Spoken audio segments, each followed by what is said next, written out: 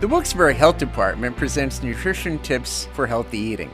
Easy to make recipes to keep you healthy with nutritious fruits and vegetables.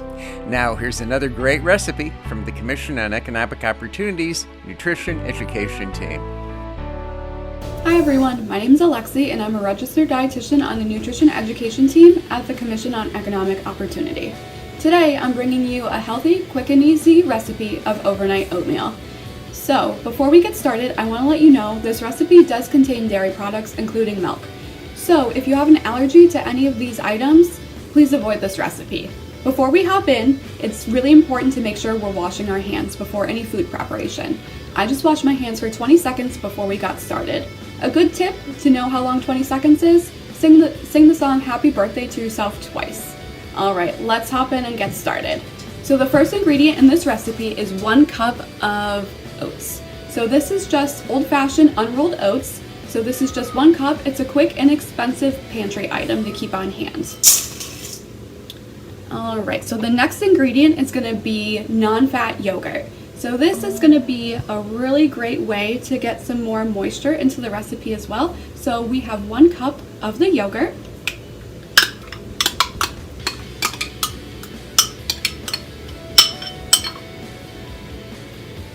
And up next we have half a cup of milk, and that's going to also help add moisture to the oats and soften them up. So we are going to mix that together. So the oats are going to be a great way to help stay full if you have this for breakfast as you're waiting to get to lunch. So oats have a lot of fiber in them and have a lot of great health benefits. So this is a great and inexpensive way to add some fiber into your diet. Alright, so right now our oat mixture looks like this. So it's just the non-fat yogurt, milk, and oats. So super easy so far. Alright, up next we have an option to add the fruit now, or we can wait to add fruit in the morning if we're going to have that for breakfast.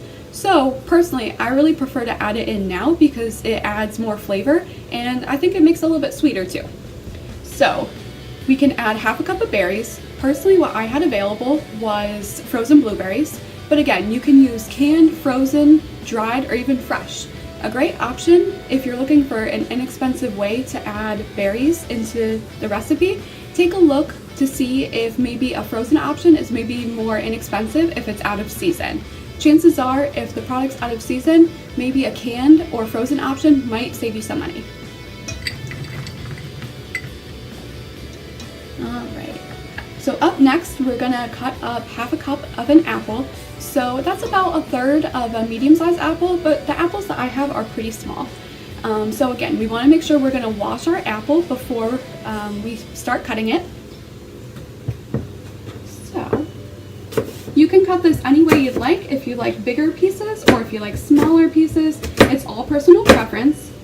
And again, if you don't have apples on hand, that's perfectly fine. What you can do is just swap it out for any other fruit.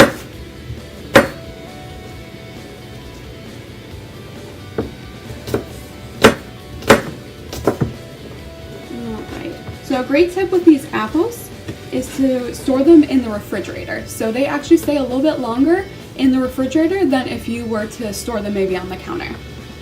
Alright, so we have half a cup of our apples that we're going to add to our mixture. And again, you don't have to add the apples now, but I think it lets the flavors mix together a little bit more and it tastes great. Alright. So look how delicious and beautiful our mixture has become.